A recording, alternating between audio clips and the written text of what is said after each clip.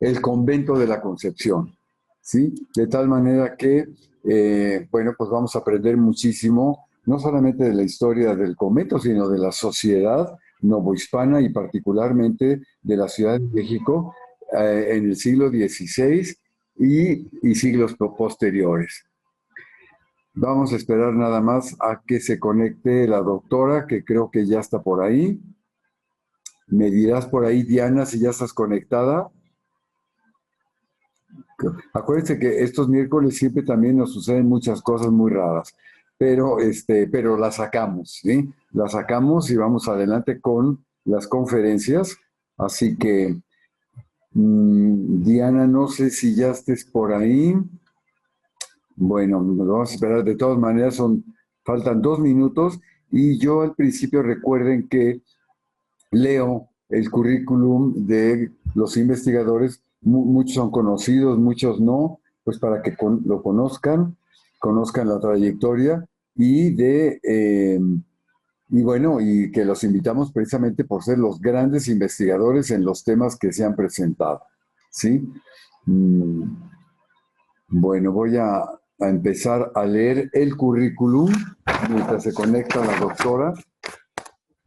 Es la doctora Diana Barreto Ávila, que es licenciada y doctora en Historia por la Universidad Nacional Autónoma de México. Ha completado su formación académica en diversas universidades en Italia, Canadá, India y España. Y ha trabajado como docente en la misma Universidad Nacional durante más de 12 años e impartido con diferentes asignaturas en la Escuela Nacional de Antropología e Historia y de la Universidad Iberoamericana, Plantel México. Ha trabajado como investigadora externa y realizado un postdoctorado en Canadá en la Universidad Británica en Columbia, en el Departamento de Estudios Mujeres y Género. Realizó también estudios postdoctorales de 2 años en Italia. Durante sus investigaciones postdoctorales, trabajó en la consulta del Archivo Apostólico del Vaticano. Desde hace 15 años es miembro del seminario Vida Conventual Femenina Hispanoamericana, impartido aquí en el Centro de Estudios de Historia de México, Fundación Carlos Slim. Actualmente es parte del Grupo Internacional de Investigación Red Columnaria, representaciones y autorrepresentaciones de poder en las sociedades y los territorios de frontera. Recientemente ha sido becaria en la Universidad de Roma, Roma III, e impartió las clases de Nueva España en la monarquía hispana. En el posgrado, de la historia del Ibero, actualmente imparte la clase Género, Violencia y Ética Comunitaria en la Facultad de Filosofía y Letras. Y durante más de 15 años sus investigaciones se han centrado en la historia de las mujeres y de género en los procesos de colonización, particularmente en la historia de los primeros monasterios e instituciones femeninas fundados en la Nueva España. Recientemente ha publicado su primer libro de autor, Espacios para Mujeres, Fundaciones y Comunidades Femeninas en el Valle de México, 1525-1580, publicado por Bonilla Artigas Editores, y está por salir. Así que, Diana, esperemos que una de las primeras presentaciones sea aquí en el Centro de Estudios, donde te hemos seguido en toda tu trayectoria. Bienvenidos todos los que nos siguen, que son ya más de 116 interesados en el tema. Y pues sin más, te damos a nombre del Centro de Estudios de Historia de México, Fundación Carlos Slim, la más cordial bienvenida y te escuchamos con gran gusto. Adelante, Diana. Sí, bueno, pues buenos días, muchas gracias por estar el día de hoy con nosotros. Muchas gracias al Centro de Estudios de Historia de México y pues al doctor Manuel Ramos, que pues durante tantos años hemos estado trabajando en el seminario y bueno, que él ha sido asesor y ha revisado mis trabajos de tesis de licenciatura, maestría y doctorado y bueno, conoce mis investigaciones, siempre siempre me ha guiado y pues siempre le he estado muy agradecida por toda la amplitud y siempre las grandes posibilidades que me ha permitido conocer a través de él, ¿no? De todos los temas, desde diferentes perspectivas, y que, bueno, siempre ha sido para mí un gran interlocutor, un Muchas apasionadísimo gracias, Diana. interlocutor. Y esperamos que ahora que salga tu libro, seamos los primeros que los presentemos aquí, ¿eh? Sí, muchísimas gracias. Pues ya está en imprenta y esperamos que en unas semanas ya salga. Bueno, entonces voy a compartir mi pantalla. Había enviado mi presentación, pero si no, bueno, la comparto por aquí. Pues bueno, como decía, muchas gracias por la invitación y el día de hoy entonces voy a compartir parte de la investigación que he realizado sobre el Monasterio de la Concepción, el primer monasterio que se va a fundar gracias, ahí está, en América. Entonces, bueno, voy a tratar 3 momentos nada más, porque bueno, es una historia muy, muy larga, es una historia muy, muy compleja, y voy a tratar solamente 3 momentos, más o menos, desde que empieza el primer monasterio, la primera comunidad que se va a transformar en el convento de la Concepción. Vamos a ver un poco sobre esta historia. Luego vamos a ver otro momento de consolidación ya del convento de la Concepción y luego vamos a ver otra parte de su expansión. Entonces, pues bueno, vamos a empezar en el inicio, que va a ser en 1531. Si puede, sí, gracias. Bueno, en 1531, en el contexto de la evangelización femenina indígena, en el contexto de la evangelización indígena que empieza a ser la corona, se van a hacer proyectos de evangelización tanto para las mujeres como para los hombres. Entonces, como parte de estos proyectos de evangelización indígena femenina que van a estar a cargo de la reina, ella va a ordenar que se funde un monasterio en la Ciudad de México para que los indios naturales de esta tierra pues se conviertan a la religión católica, ¿no? Entonces, bueno, para esto la reina va a hacer todo un proyecto que va a durar varios años y se va a fundar entonces el primer monasterio en la Ciudad de México. Este monasterio va a estar habitado en inicio por 6 beatas que van a venir de España, de Salamanca y de Sevilla. La reina va a pagar todos los gastos de su viaje. Bueno, los documentos hablan de que venían con toneladas de ropa, van a venir con varios enseres, vienen con cartillas para enseñar y leer a las mujeres indígenas, a las niñas y a las mujeres indígenas. Y bueno, pues de la información que tenemos sobre este monasterio es bastante amplia. Si quieres podemos pasar a la segunda diapositiva, por favor.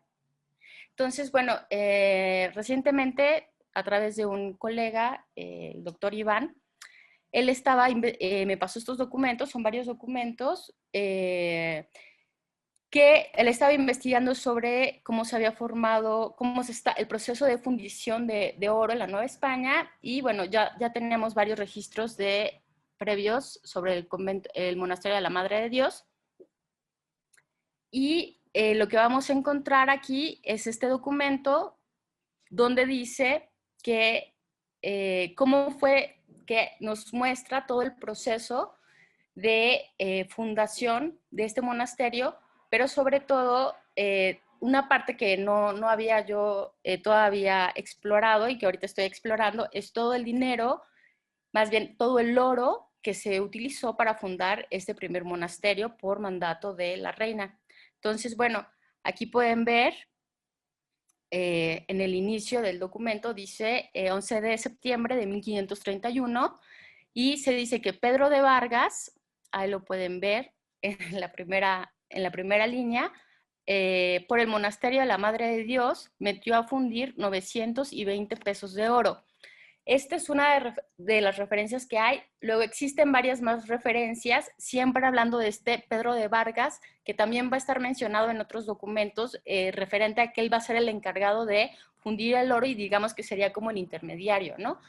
Entonces, estas son de las primeras fundiciones de oro que se van a realizar en la Nueva España. Y bueno, el oro que se va a meter este oro, ¿de dónde se va a sacar este oro, digamos? Serían como de las primeras piezas que van a obtener los españoles, ¿no? Piezas, joyas, etcétera, ¿no? De los primeros tributos que van recibiendo, que parece que recibieron estos primeros artefactos de oro y ellos lo que van a hacer es que lo van a fundir. Entonces, de esta fundición de oro, que va a ser bastante, según estoy entendiendo, se van a meter eso, ¿no? 965 pesos y salieron fundidos 899 pesos de 16 quilates, que era 66% de oro, que me explican que era muchísimo oro. O sea, era un gran porcentaje de oro. Y de eso que salía fundido se pagó un 15% a la corona y 1.5 a la corona y 1% al fundidor, y ya el resto se va a quedar para el monasterio. Entonces, con este dinero ya fundido con el oro de la Nueva España, la reina va a hacer que se compre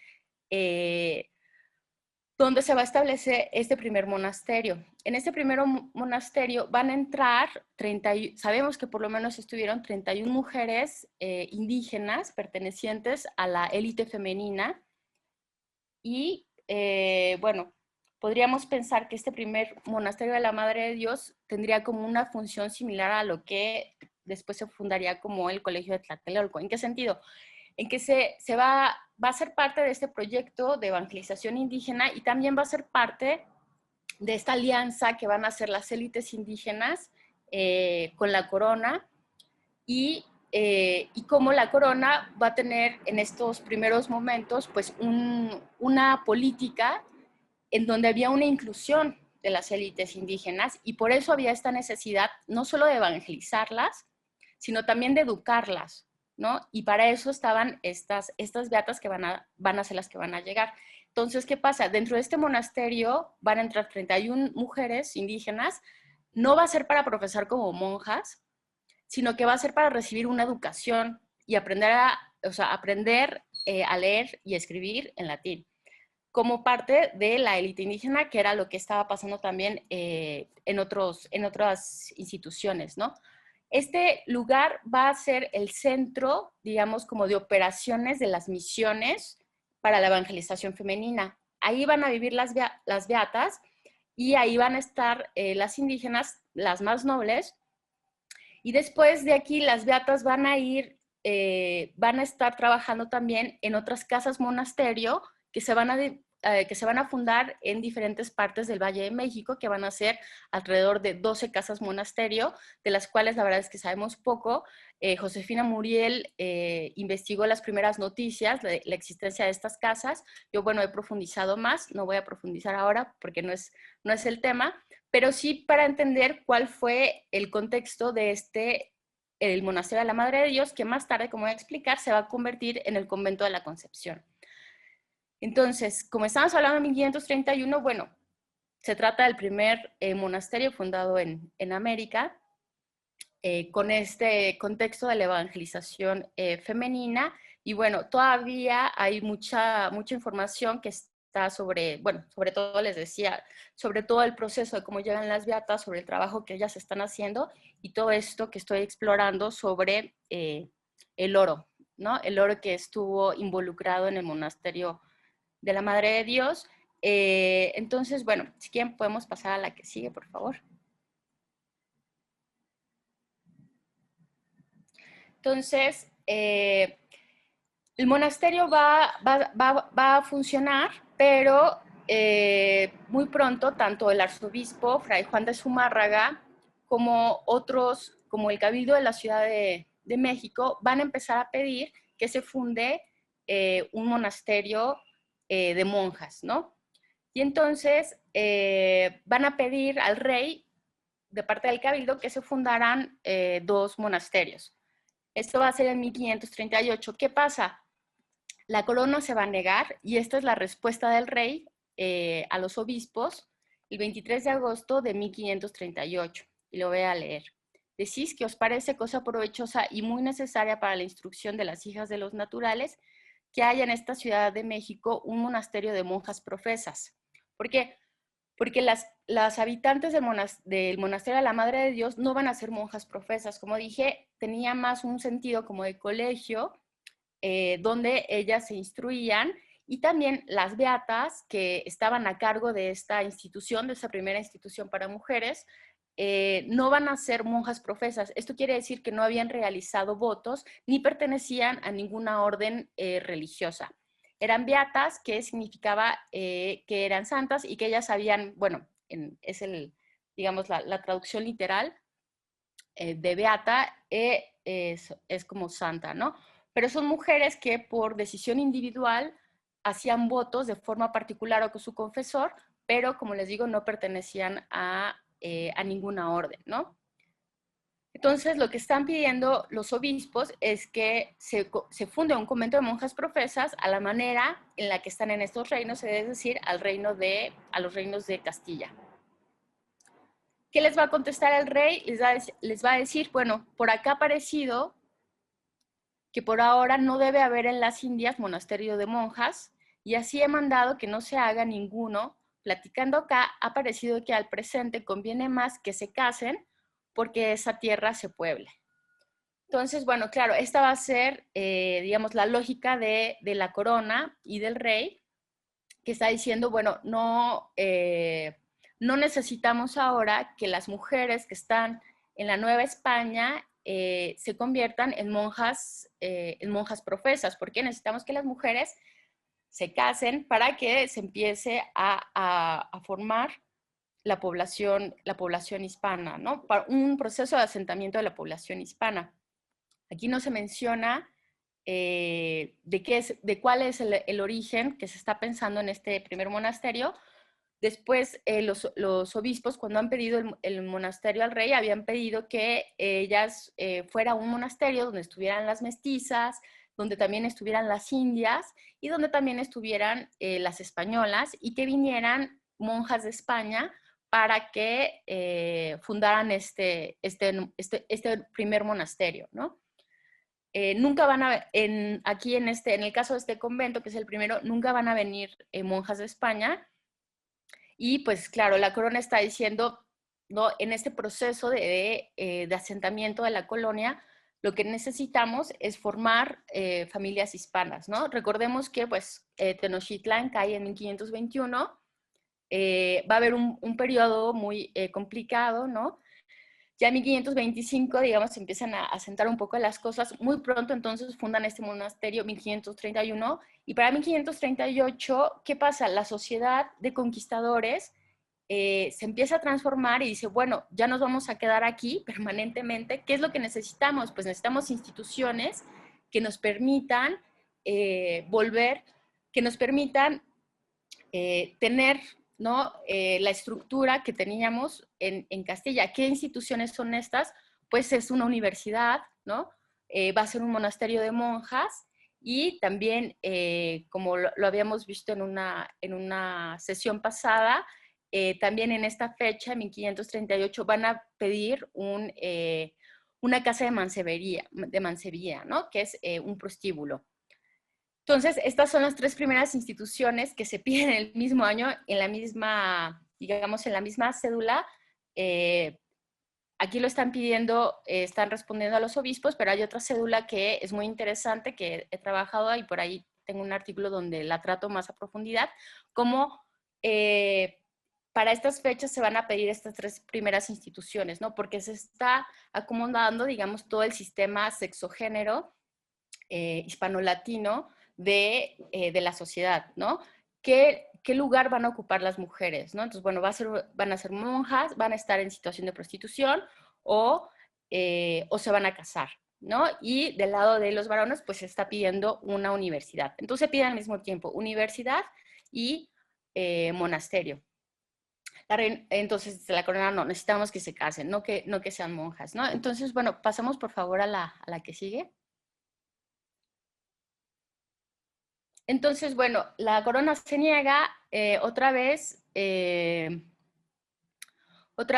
cabildo de la ciudad, o sea, el gobierno de la Ciudad de México, vuelve a pedirle a la corona que, que se funde un monasterio de monjas, ¿no? Entonces, bueno, voy a leer, porque en esta dicha ciudad de Nueva España hay mucho número de doncellas, hijas de españoles, legítimas y naturales. ¿Qué significa naturales? Que son hijas que van a estar fuera del matrimonio y que entonces no van a tener el apellido del padre.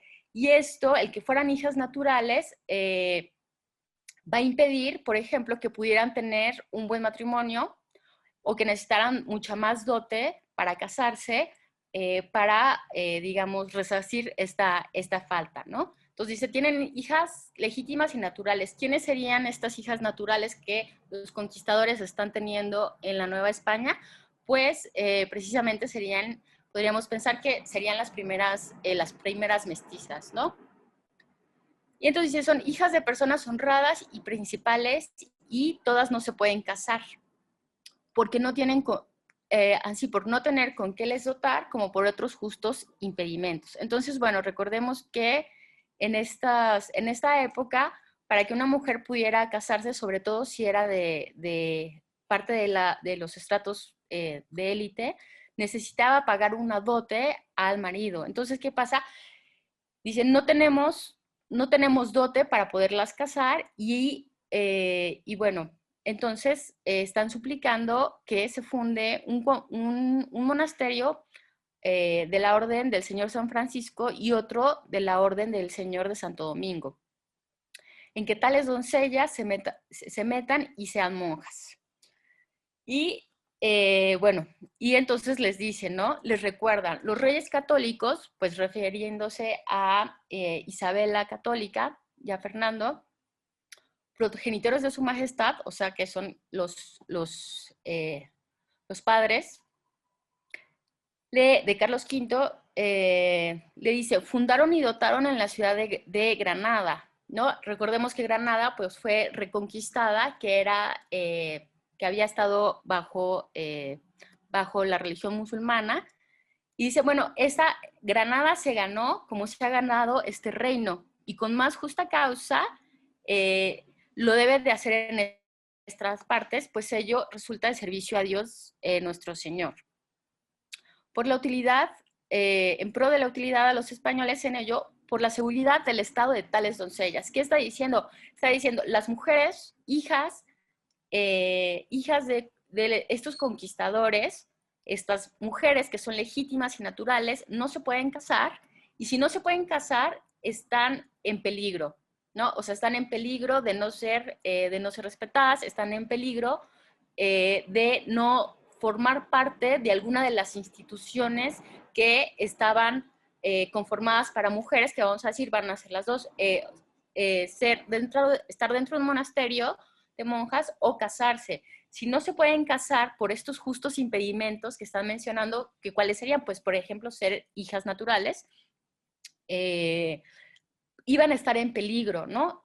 Durante esta época también en el reino de Nueva España y tanto en España, el que una mujer no perteneciera a alguna de estas dos instituciones o incluso a esta tercera opción, que era la Casa de Mansevilla, era percibido como un estado de peligro porque las mujeres pues no podían estar solas, digamos, tenían que ser parte de algún grupo, ¿no? O estar sostenidas por parte de alguna de estas instituciones, ¿no? Entonces, bueno, aquí están argumentando que, pues que se debe de hacer y que además están diciendo, ya en Granada se hizo, ¿no? Si en Granada se fundaron monasterios, aquí también se debe de hacer con más causa razón, ¿no? Ahora bien, según la historiografía que ha estudiado este convento de la Concepción, que, bueno, ha sido inicialmente estudiada por Josefina Muriel y Concepción Amerling y Manuel Ramos Medina también. Bueno, se había creído mucho, o sea, se había construido la idea de que el monasterio se fundó, el monasterio de la Concepción, el convento de la Concepción se fundó en 1541. ¿Por qué? Porque en 1541 van a ingresar al monasterio de la Madre de Dios varias mujeres de origen español, hijas de conquistadores, van a ingresar y van a profesar como monjas concepcionistas. Porque ellos, o sea, se había ya explicado la necesidad de fundar un convento de monjas, la corona lo rechaza y entonces, ¿qué pasa? Los conquistadores van a decir, bueno, nosotros tenemos esta necesidad, tenemos que asentarnos con nuestras familias y para eso necesitamos estos monasterios y entonces se van a asociar con la Cofradía del Santísimo Sacramento y se van a aliar con Fray Juan de Zumárraga, que es el primer obispo de México, y les van a dar la profesión a estas mujeres. Y van a utilizar pues el monasterio de la Madre de Dios, que ya era, digamos, un edificio construido, que aparte pues se había invertido muchísimo dinero en esa construcción. Además, esta construcción la habían realizado los indígenas y están los registros que dicen que lo habían realizado con mucho ahínco porque se trataba de un lugar para sus principales. Entonces ya estaba construido ahí, ya había ahí bastantes mujeres, ahí es donde vivían las beatas y pues claro, lo más sencillo fue que ingresaran a este monasterio. Ahora, el ingreso de estas mujeres, ¿no?, al monasterio de la Madre de Dios no va a significar que ya se convirtiera en un convento de monjas profesas y que se llama de la Inmaculada Concepción. Esto va a ser un proceso que se va a ir dando paulatinamente también, pero bueno, ya en 1541 digamos que se marca completamente la transformación de esta institución que había iniciado para la evangelización indígena de las élites femeninas exclusivamente y se van a juntar con esta necesidad de los conquistadores de ingresar ahí a sus hijas, ¿no?, y a sus parientas. ¿Para qué? Pues sobre todo, y también a las mujeres mestizas, ¿no? Pues para que pudieran recibir una educación católica y un proceso de hispanización, ¿no?, para todas las que tuvieran, por ejemplo, pues una madre indígena, ¿no? Porque tendrían que ser asimiladas como alguno de las dos, digamos, de los dos bandos. Bueno, me voy a tener mucho en esto, que me parece, es un tema muy apasionante, del cual todavía pues está surgiendo muchísima información y que no tiene para cuando realmente es toda esta historia de los primeros años del monasterio de la Madre de Dios, pues nos arrojan toda una visión desde otra perspectiva, ¿no? Desde la perspectiva de las mujeres y de la historia de las mujeres, de cómo se dieron estos primeros transformaciones dentro de la sociedad que pues son bastante complejos, ¿no? Me refiero a todos los años que van de 1530 a 1540, ¿no? Son procesos confusos, donde están pasando muchas cosas y donde se están dando los cimientos para lo que vamos a conocer como todo el periodo colonial, ¿no? Entonces, bueno, si quieren podemos pasar a la que sigue, por favor. Entonces, bueno, así el monasterio de la Madre de Dios va a seguir creciendo, ¿no? Vamos a tener como esta primera noticia que va a ser una carta que va a escribir la abadesa del convento, el monasterio de la Madre de Dios, al rey en 1552. Entonces, bueno, a partir de 1552, esta es la primera carta, pero bueno, he trabajado e identificado varias cartas, al menos unas 10 cartas de abadesas concepcionistas, que han sido, bueno, una de mis fuentes principales. Las he encontrado y trabajado, bueno, en el Archivo General de Indias. Algunas de estas cartas ya habían sido también trabajadas. Actualmente estoy por finalizar, es un comercial, una colección de escritos de mujeres que se va a publicar en el ISUE, dentro de esta colección, y es parte de... y bueno, ahí voy a publicar todas estas cartas, esta colección de cartas que tengo de religiosas concepcionistas, y que bueno, esta es la primera, ¿no? Bueno, estas cartas esta por ejemplo, va mostrando cómo las religiosas están dentro del monasterio, pero hacen gestiones todo el tiempo, ¿no? Y hacen gestiones y escriben a todos los poderes de la monarquía hispánica, ¿no? Van a escribir al papa, van a escribir al rey, van a escribir al virrey, van a escribir a todas partes para gestionar su comunidad, ¿no? Entonces, esta es la primera carta que tenemos. Y entonces dice, después que Dios nuestro Señor tuvo por bien y permitirnos fundar esta pobre casa y monasterio de la Madre de Dios, y ahí explican y dicen, no solo terna nombre de monasterio, es decir, no solo es un monasterio, es una casa de religiosas mujeres, más un colegio y un hospital de vírgenes pobres.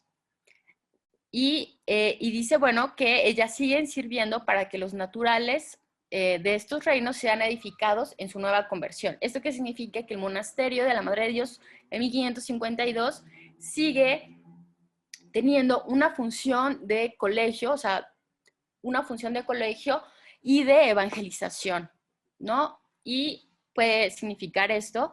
Y bueno, ¿qué dice? Hay casa de mujeres religiosas. Esto puede significar también que no todas las mujeres que estaban dentro del monasterio eran monjas profesas, sino que podrían ser mujeres religiosas como las beatas que hayan llegado en 1521. Y bueno, también dice que es un hospital de vírgenes pobres, no que fuera un hospital como los conocemos ahorita, ¿no? Hospital viene de la palabra de hospedería, es decir, que había mujeres que se podían hospedar dentro del monasterio. Y bueno, aquí dice que fueran vírgenes pobres, tenemos por ahí, no me va a tener mucho, pero tenemos por ahí una historia que refiere a un cronista de una doncella que es indígena y que trata, un señor trata de agredirle, trata de abusar de ella sexualmente, y ella se defiende, dicen muy varonilmente, porque invocó a la Virgen y pudo defenderse, o sea, pudo tener mucha fuerza y ella fue admitida, por ejemplo, al monasterio de la Madre de Dios. Entonces, este es el único ejemplo que he localizado concreto, ¿no? Para entender cuál es la digamos, cuál sería este sentido, ¿no? El sentido de esta fundación. Entonces, bueno, si quieren podemos pasar a la que sigue, por favor. Vamos a tratar de apurar.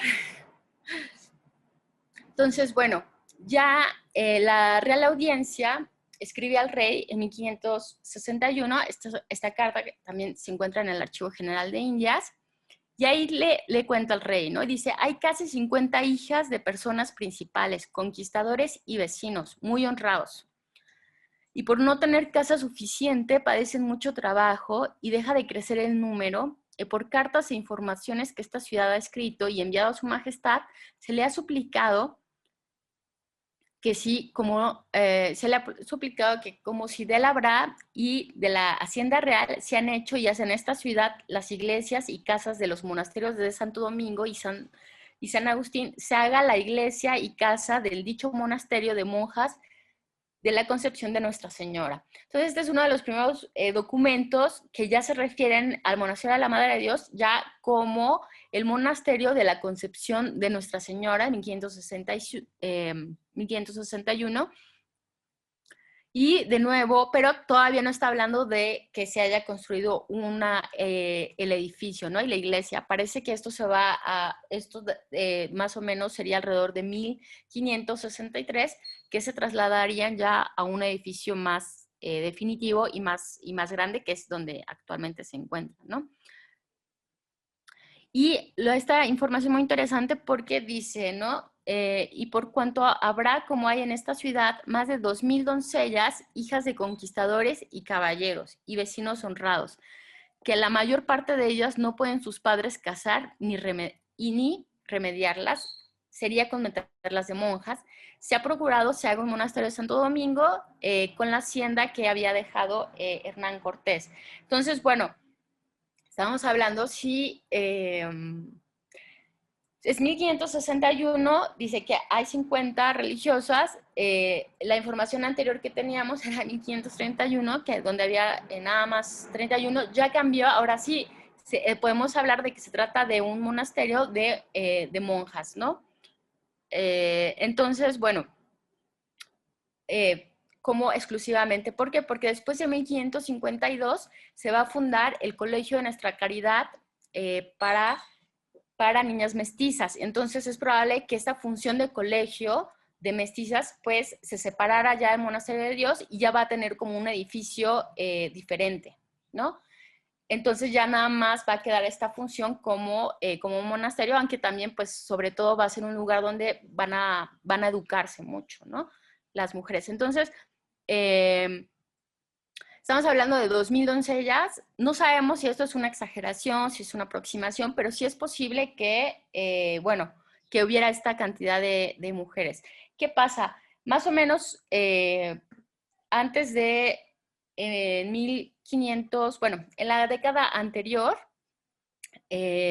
por ejemplo, se había pagado como dote 2,000 pesos a la entrada de las hijas de Isabel Moctezuma, que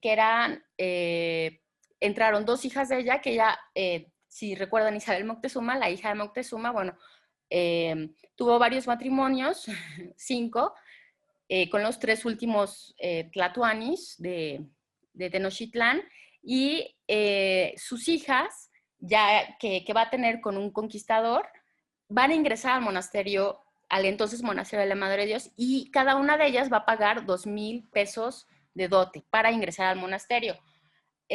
Para un matrimonio, para un buen matrimonio, un matrimonio de acuerdo a la calidad de estas mujeres pertenecientes a las élites, se tenía que pagar entre 10,000 y 15,000 pesos. Entonces, para poder desposarse con una persona que fuera de su calidad, digamos, si se querían casar así nomás con alguna persona que no formaba parte de este grupo social, pues podía pasar, pero eso era como una gran deshonra para las familias. Tenía que ser alguien de su misma calidad social.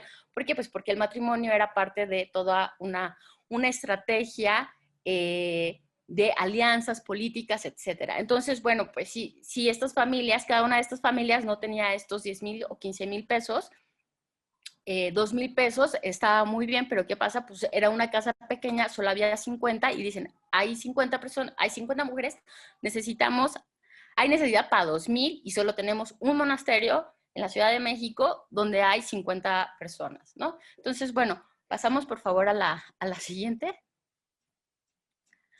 Entonces, en 1565, una de las abadesas, parece que es Ana de Soto, ahorita me voy a referir a ella, va a escribir al rey y le va a decir, bueno, en esta Ciudad de México habrá 24 años que se fundó un monasterio de monjas de la Orden de la Inmaculada Concepción de Nuestra Señora, y cuya orden debe estar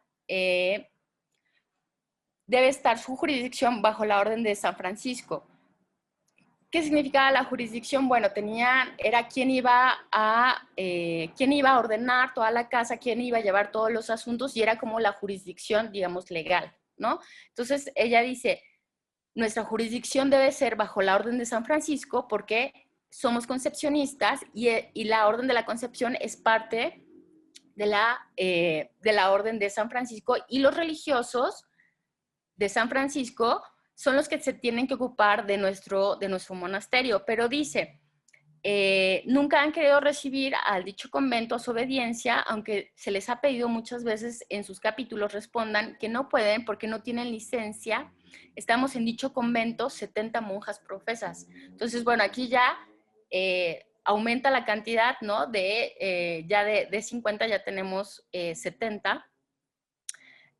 Y bueno, ella va a decir, el monasterio había estado bajo la jurisdicción del arzobispo, pero ella pues va a manifestar que no estaban bien bajo la jurisdicción del arzobispo, que no les habían hecho caso y que además su orden indicaba que debían de estar bajo la jurisdicción de la Orden de San Francisco, porque así lo mencionaban sus constituciones, que son las constituciones otorgadas por el Papa Julio II desde que se funda la orden en España. Y se decía claramente pues que tenían que estar bajo la Orden de San Francisco. Pero ¿cuál va a ser aquí el tema? Pues el tema es que como el monasterio y las órdenes de las concepcionistas habían empezado en este monasterio de la Madre de Dios, que estaba en un contexto de evangelización y la corona había rechazado que se fundara este monasterio, pues no estaba, digamos, legalizado, ¿no? O sea, jurídicamente parece que no existía. O sea, no existía ni ante el rey ni ante Roma, ¿no?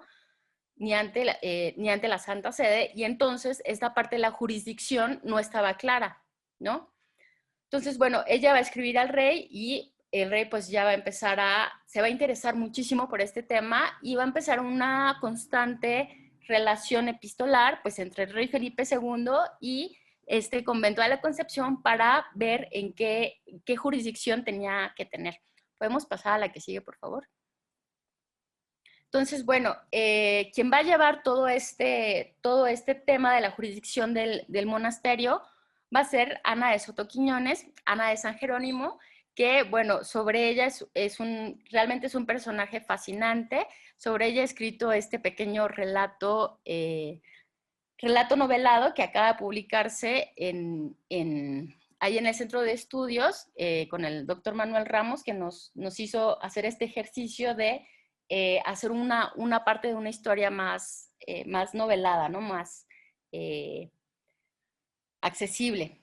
Entonces, bueno, Ana de Soto es un personaje, pues yo hice un relato sobre ella, ahí se los dejo, se llama Ana de Soto, la monja rebelde y fundadora. Ella, bueno, llega a la Nueva España a los 10 años, la corona había pagado todo su viaje para que se casara y poblara la tierra, y bueno, ella va a decidir entrar al monasterio de la Madre de Dios a los 22 años, y bueno, ella va a iniciar todo este proceso de lucha jurisdiccional.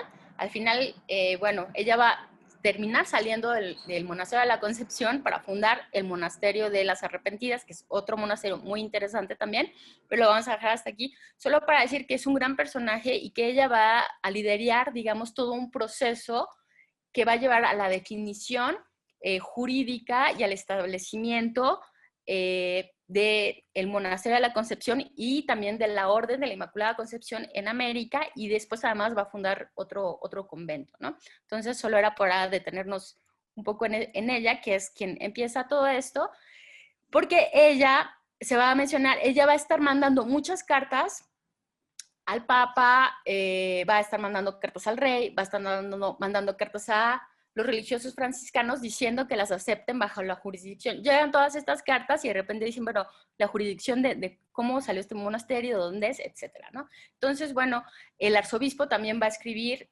al Papa, y finalmente el Papa, por favor, podemos ir a la que sigue. El Papa va a responder en 1566 con un breve, que va a ser el primer breve que trata el tema del monasterio de la Concepción. Bueno, según Josefina Muriel, había habido un breve en 1500, ella decía en 1545, pero bueno, ahí mientras estuve haciendo mis investigaciones en el archivo secreto del Vaticano, ahora desde 2019, me parece, no, 2018 ya es el Archivo Apostólico del Vaticano, antes Archivo Secreto del Vaticano. Yo estuve revisando todos los breves, buscando los breves, fue un proceso muy, muy complicado, me llevó varios meses, y bueno, este es el primer breve que hay. Antes de este no existe ningún breve sobre el monasterio de la Concepción. Entonces, este es el primer breve, y aquí ya se empieza a definir y se va a reafirmar. ¿Qué pasa con este breve? Es muy interesante porque nos va a dar noticias inéditas que no conocíamos sobre la historia de este primer monasterio en América. Entonces, bueno, está la traducción en latín y la traducción en español. Dice, el sumo pontífice ordena que la abadesa del monasterio de las monjas concepcionistas de la Orden de San Francisco de la Ciudad de México asuma el cargo no a perpetuidad, sino por un periodo trienal, y concluidos estos 3 años no podrá ser reelegida para cumplir el mismo cargo, sino por otro lapso de 3 años. Entonces me voy a detener aquí un momento y voy a explicar brevemente, en la medida de lo posible, cómo esto significa el proceso de reforma que se va a dar a las comunidades de mujeres, ¿no? Entonces, antes de la reforma de Cisneros, a principios del siglo XVI, se empezó a formalizar que todas las comunidades religiosas deberían de estar, bueno, sujetas a una autoridad, pero además debían de hacerle la estricta clausura que no existía antes, y los trienios, ¿no? ¿Por qué? Porque antes los monasterios, también conocidos como casas de mujeres, eran lugares donde las mujeres ingresaban muchas veces familiares de la realeza, ¿no? En España, mientras los maridos estaban de viaje o algunas circunstancias, viudas, etcétera, ¿no? Entonces eran comunidades de mujeres bastante eclécticas, algunas eran mujeres, otras eran, digamos, unas eran monjas, otras eran beatas, digamos que eran comunidades mixtas y se le llamaba casa de mujeres o también monasterio. O sea, el monasterio significaba también eh, un significado más amplio. ¿Por qué? Porque no estaba aún instalada la reforma. Y entonces las abadesas, por ejemplo, en la Edad Media, podían ser abadesas vitalicias. Iban a estar toda su vida siendo las abadesas. Estas reformas, digamos que lo que van a instaurar va a ser la democracia dentro de los monasterios. Y van a decir, las abadesas solo pueden estar 3 años en los cargos. La abadesa y priora, van a poder estar ahí, así como los diferentes cargos que existían en los oficios, como la maestra de novicias. Entonces iban a ser 3 años y tenía que ser por votación. ¿Qué pasaba? Las familias, que eran las familias nobles, que muchas veces, digamos, eran las inversionistas, vamos a decirlo así con estos términos contemporáneos, eran las que después detentaban los cargos dentro de los monasterios y quedaban siendo abadesas. Para ese momento, Ana de Soto Quiñones, Ana de San Jerónimo, ya llevaba, sabemos por lo menos de 2 trienios que seguía siendo abadesa, ¿no? Y bueno, también digamos que se va a instaurar la democracia, porque van a decir, no se pueden además reelegir.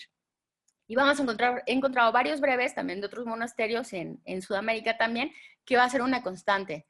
No puede ser, no se pueden reelegir y además después incluso van a decir, y no pueden ser de la misma familia, o sea, que una hermana es 3 años y luego la otra hermana es 3 años, porque pues que entraban estos grupos familiares, ¿no? Y se hacían con todo el gobierno. Entonces,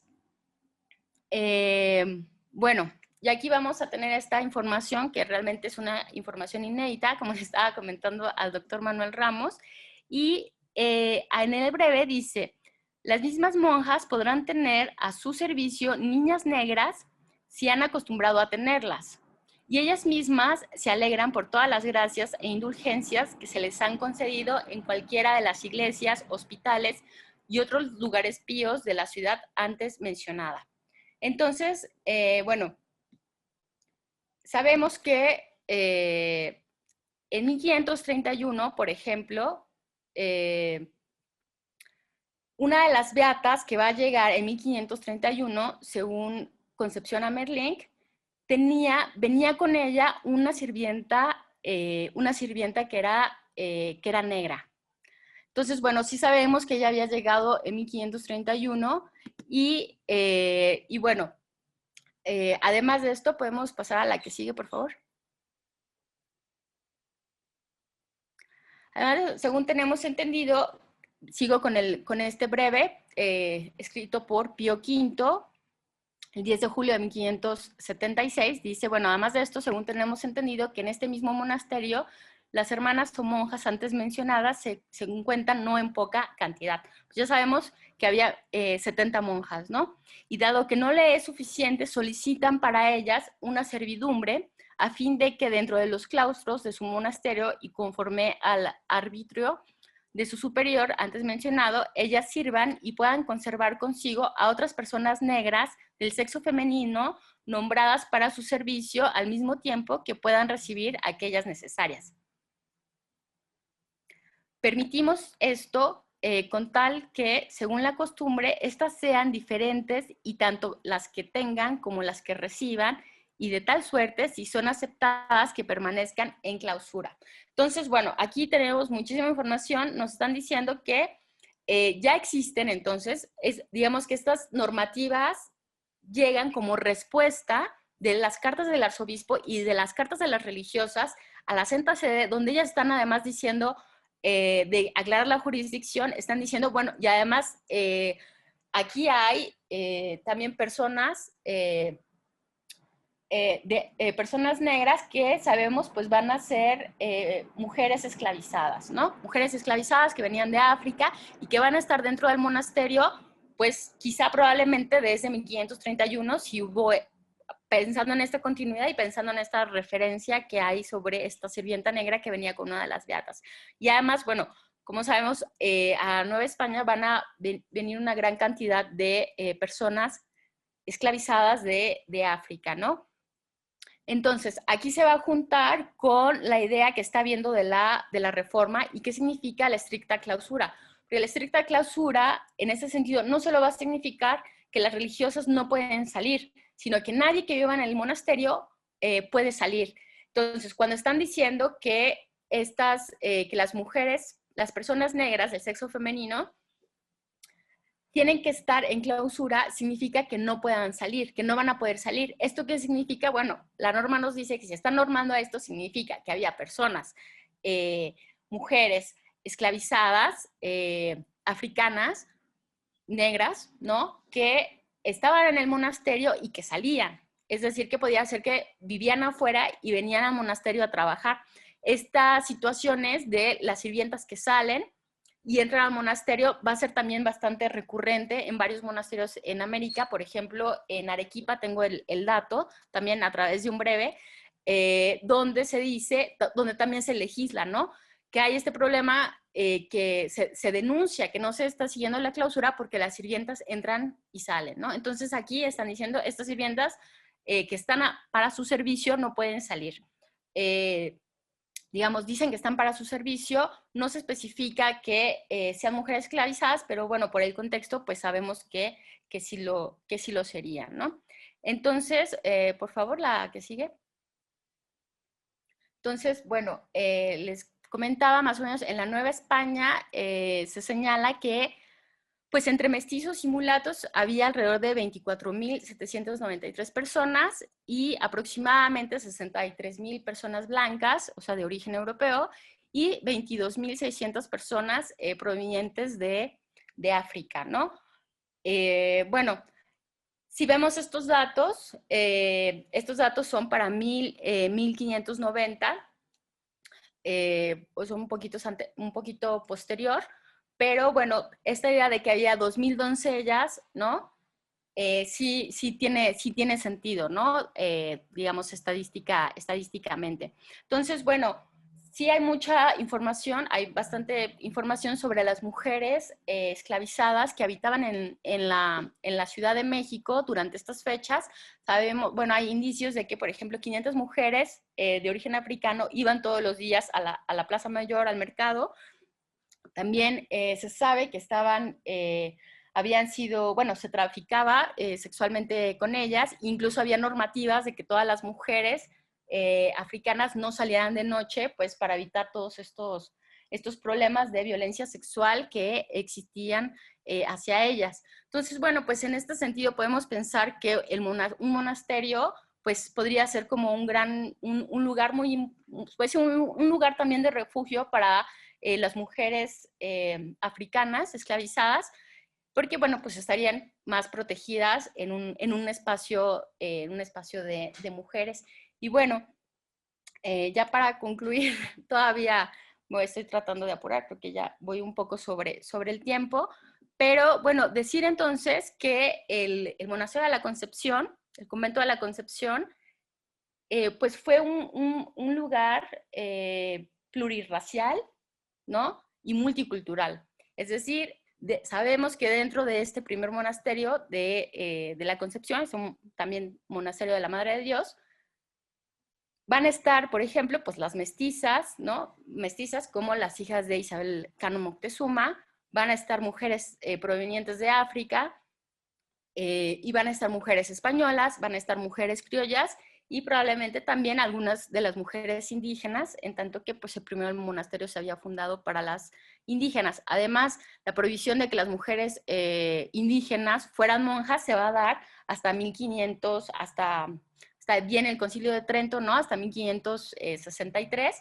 ¿Qué quiere decir eso? Pues que antes dentro del monasterio hubo también presencia de mujeres indígenas, ¿no? Porque todavía no era prohibido que fueran monjas y pues no las iban a, digamos, no las irían a sacar, ¿no? Entonces podemos así podernos imaginar cómo fue esta convivencia, cómo fue este espacio de mujeres más o menos.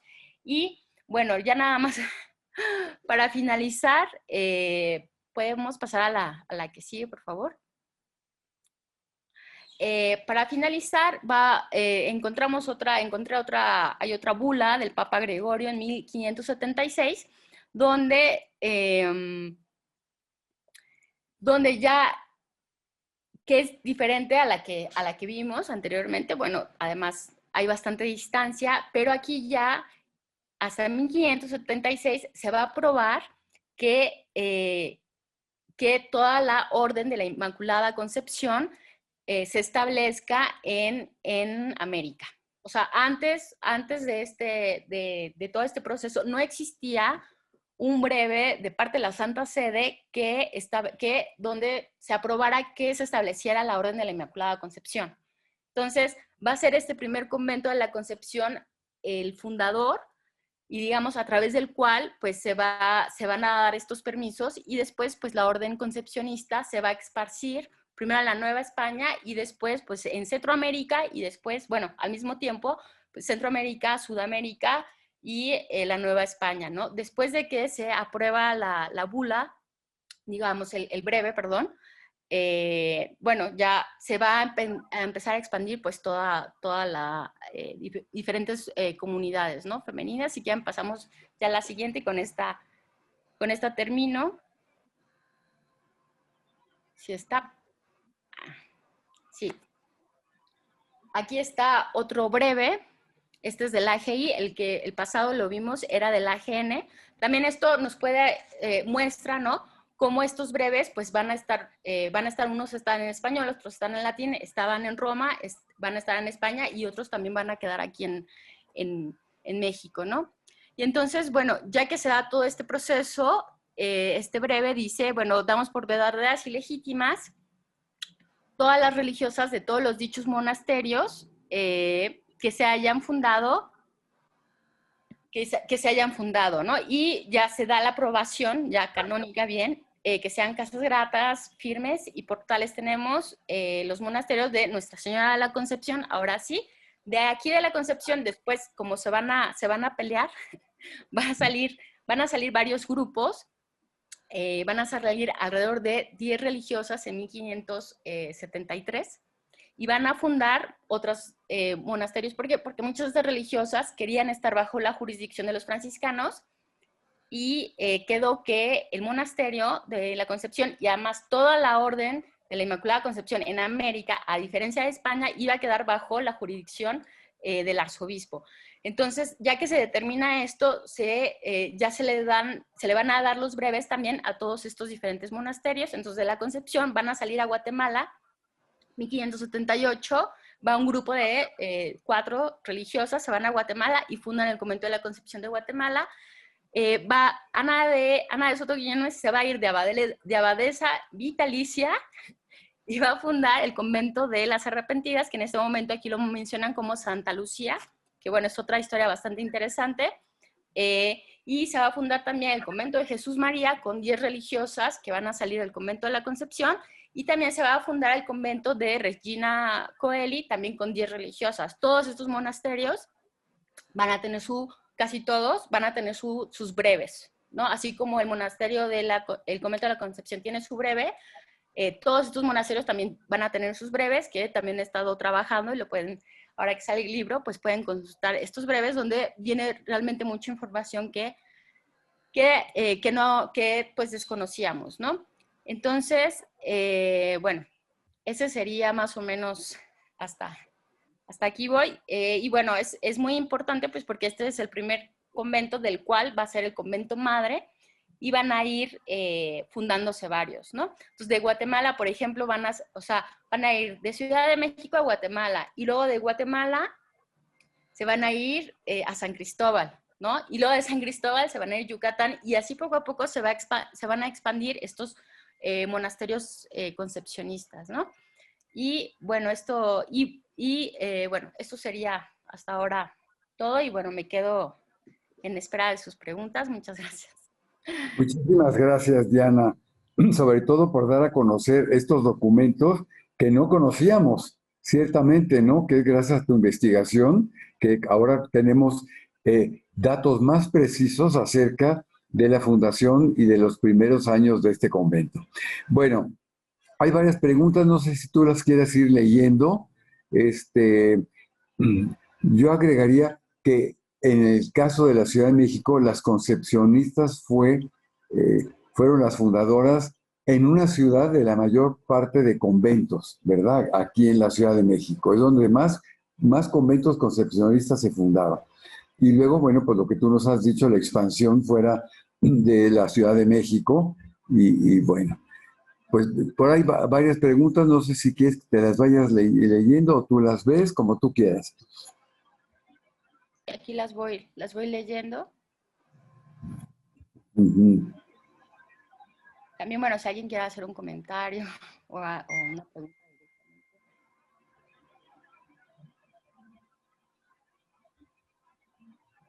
Bueno, ¿qué dice acá? La diferencia entre abadesa y priora, bueno, es lo mismo. Eh,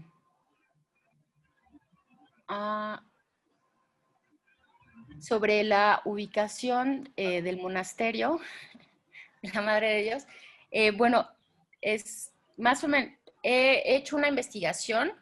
Hay algunas piezas, digamos, que todavía quedan por corroborar, pero digamos que mi hipótesis todavía está un poquito por trabajarse. Es que, bueno, va a estar en lo que sería, en lo que había sido la parte trasera del Palacio de Moctezuma, que es donde está la actual calle de Moneda, y ahí en la parte que, ahí fue donde Cortés hizo su palacio. Entonces una parte que era, digamos, el jardín del Palacio de Moctezuma, esa sería como la parte donde se construyó el monasterio, y parte de un templo que también va a comprar Zumárraga. Entonces, bueno, el monasterio estaría precisamente en una parte muy central, muy central y muy importante, pues es propiamente en el centro político y religioso de ahí de la Nueva España. Y algún ciclo para los agustinos dominicos mercenarios, pues hay el doctor. A ver, muy interesante también toda la historia de los agustinos y dominicos. Doctor,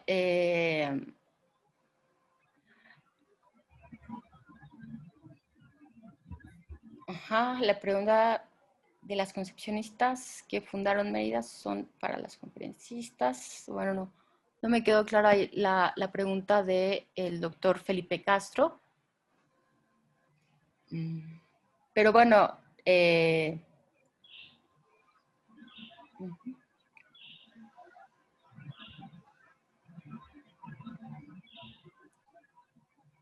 coinciden en que la temática de los obispos de las principales provincias eclesiásticas sería muy interesante. Piden un ciclo dedicado a las catedrales novohispanas, también muy interesante. Sí, Elena Ansúrez Medina dice 24 pesos de oro. Sí, eran 900 y 24 pesos de oro. Pero sí, gracias. Sí, 924, sí.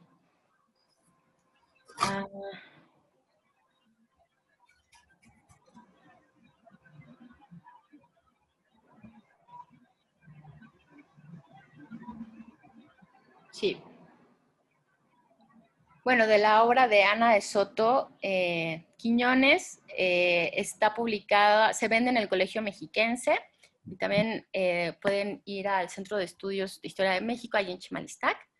Me imagino que ahí también están los ejemplares. Hace unas semanas hicimos la presentación del libro, y bueno, también hay muchas historias noveladas de monjas muy interesantes, entonces se los recomiendo mucho. Y bueno, creo que serían todas. Cuando se funda la Concepción de Puebla, en 1560 me parece.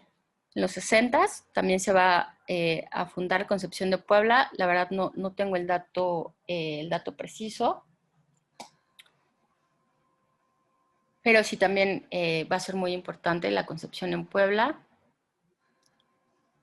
Y pregunta aquí, excelente. Francisco, muchas gracias.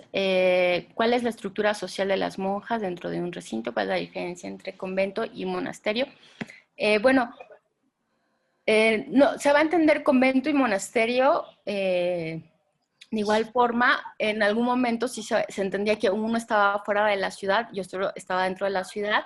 Eh, durante los eh, durante los primeros años del siglo XVI, con la documentación que yo he trabajado, se refieren más a monasterio. Ya a partir de 1570 están hablando más como de conventos, pero digamos sería lo mismo, ¿no? Digamos son sinónimos.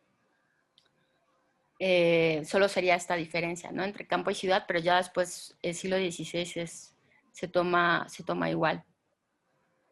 Dice, a mí me pareció sumamente interesante la historia de la población afrodescendiente relacionada con la alimentación y la cocina. He visto últimamente la importancia de las mujeres de origen africano en las cocinas de conventos y veo una posibilidad de estudio desde las cocinas de estos espacios. Sí, absolutamente, ¿no? O sea, creo que va a ser un espacio cultural, intercultural, como en muy pocos lugares se estaban dando, ¿no? En otras instituciones. O sea, muchas mujeres de diferentes orígenes, de diferentes regiones de África, ¿no? De España, incluso de Europa, todas juntas, pues que realmente crearon muchísimas, pues tuvieron una contribución muy importante a lo que es nuestra cultura, ¿no? Desde la comida hasta otras expresiones, ¿no?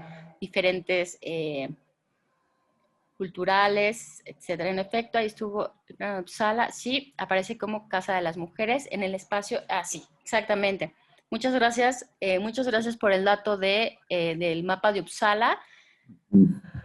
Muy interesante, no lo había registrado, por eso les digo que estoy viendo, pero todavía me faltan algunos datos ya para poder precisar, porque sí digamos que es una aseveración bastante fuerte decir dónde estuvo este primer monasterio, pero sí, exactamente, Casa de las Mujeres en el espacio correspondiente a las Casas Nuevas de Moctezuma, donde hoy se halla el Palacio Nacional. Entonces, información sobre el convento concepcionista de Yucatán que vinieron de México. Hace poco, ¿verdad, doctor? Tuvimos la presentación en nuestro seminario, estuvieron presentando la fundación del convento de concepcionistas de Yucatán. Y bueno, ellas van a salir, me parecía, de San Cristóbal, ¿no? De San Cristóbal, Yucatán.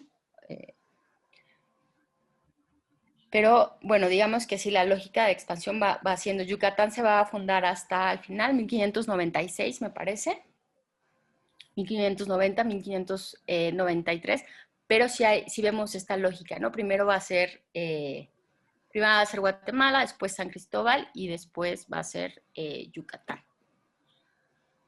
¿Sí? Bueno, pues no sé si el doctor quiere comentar algo más o alguien más quiere comentar Pues algo. nada, simplemente darte las gracias. Por ahí alguien pregunta tu correo electrónico, si se los puedes dar Claro que para sí. consultas. Lo puedes escribir en el chat, efectivamente. Sí, porque siempre es interesante recibir información por parte de quienes nos escuchan que tienen datos complementarios, sin lugar Sí, a dudas, ¿no? claro. Y por ahí, una pregunta que hay por ahí, si en el convento de Quito, que si había relación entre los conventos de concepcionistas. Yo creo que eran como muy autónomos, ¿verdad? Que no, quizá había relación epistolar, pero pues nada más, ¿no? No sé qué pienses. Sí, bueno, en estos monasterios que yo he estudiado y que pueden consultar en el libro, sí se trata de la misma comunidad. Entonces, pues sí hay una relación más fuerte, porque se trata de la misma comunidad de religiosas que se van a esparcir. Después, claro, está el monasterio de Quito. Lo que sí sabemos, por ejemplo, es que van a compartir constituciones, ¿no? Y que sí hay varios libros que también van a andar circulando entre diferentes monasterios, entre España, eh, Nueva España, Centroamérica y Sudamérica, ¿no? Que sí va a haber como unas ciertas políticas, pero quizá ahí ya digamos, ya sería como más vertical, ¿no? Desde España, de ciertos lineamientos, ¿no? Y cierta literatura también que va a estar mandándose, que van a estar compartiendo. No sabemos tal cual si había esta comunicación directa. Lo que también sí va a haber, que es otro tema que estoy por desarrollar, es sí va a haber mucho movimiento entre religiosas de un convento a otro convento, ¿no? Entre Sudamérica y Nueva España, y se van a estar moviendo bastante, ¿no? Eso sí, también va a haber, porque muchos pues salen a fundar y luego regresan a sus comunidades de origen, ¿no? Y en ese sentido pues sí hay una comunicación. Ya, por ejemplo, el caso de Quito, la comunidad no tiene nada que ver con la de Nueva España, ¿no? Y por ahí Felipe Castro dice que ¿dónde puede comprar tu libro? Bueno, pues que salga y Sí, directamente en librerías y bueno, sí. la presentación que Está se hace. publicado por la editorial Bonilla, pues ya está en imprenta y bueno, con mucho gusto se lo hago llegar. Ah, Doctor bueno, Felipe. pues muy Se bien. lo oye. O que lo vayas a Sí. presentar a Yucatán también, ¿verdad? También, claro que sí, muy contenta. Sí, sí, sí. Eso sería muy interesante. Bueno, pues hay muchas felicitaciones. De verdad fue muy, muy interesante tu nueva investigación. Y claro, como tú misma lo comentas, hay por ahí muchas, muchas posibilidades de investigación bajo muchos aspectos. Ese primer monasterio da para mucho, sin duda alguna, ¿no? Y luego la ubicación que posteriormente tuvo el convento, ¿sí? Que actualmente está en la esquina del Lázaro Cárdenas, elige Sí. Lázaro Cárdenas y no me acuerdo la otra calle, cómo se llama, no sé si es Tacuba o no sé cuál es la otra. Pero bueno, nada más queda la iglesia, Ujú. ¿sí? Y una parte, hay una escuela a un costado que se utilizó cuando, pues, después de que fueron las leyes de reforma. O sea, lo único que queda es la iglesia. Pero queda, por ejemplo, la imagen a la Purísima Concepción, que es hermosísima en el templo, ¿verdad? Y bueno, pues yo creo que con estas conferencias uno también debe de salir al centro histórico a conocer por lo menos qué es lo que queda de estas grandes historias que da para muchísima interpretación. Bueno, pues muchas gracias, Diana. Estamos en contacto y a todos los que nos siguieron, que fueron más de 150, muchas gracias por su asistencia y nos vemos la próxima semana con el convento de San José de Carmelitas Descalzas. A todos muchas gracias. A nombre del Muchísimas Centro gracias, doctor, y de muchas Historia de gracias a México, todos los asistentes por sus comentarios. Muchos saludos y bueno, cualquier cosa estoy ahí en comunicación y también, bueno, tengo varios artículos publicados que si están interesados, pues también les puedo enviar con muchísimo gusto. perfecto. Pues muchas gracias y que tengan buena tarde. Hasta la próxima Muchas semana. gracias. Hasta Hasta luego. luego. Adiós. Gracias.